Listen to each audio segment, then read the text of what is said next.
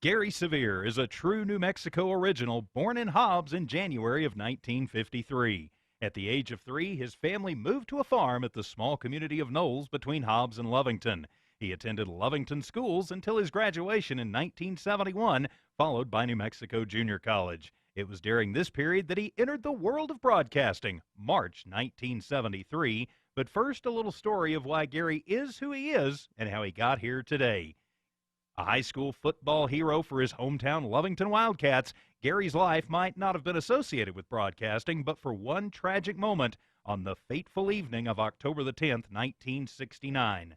While attempting to break up a pass play under the Friday night lights at Wildcat Stadium, he suffered an injury that changed the course of his life. The tackle left him on the field with a broken neck and nearly ended his life. He was left a quadriplegic with an unknown future.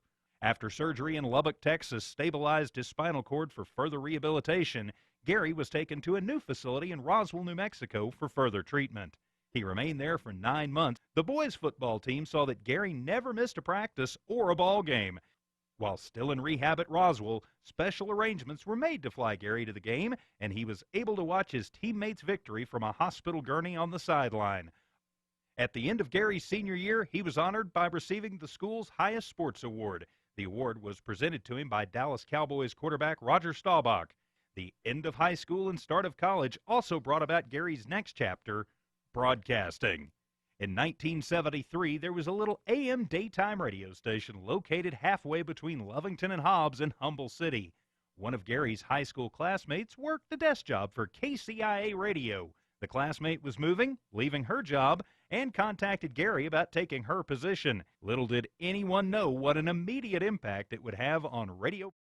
In 1976, KCIA hired a new copywriter, Connie Jordan, who, unbeknownst to either at the time, would become Gary's wife in 1993. In 1977, Walmart Broadcasting Corporation purchased the little Humble City station and moved the operations into Hobbs and its present location, One Radio Square. Gary Sevier became the go-to person for radio production, sports play-by-play, and live on-air programming in Lee County.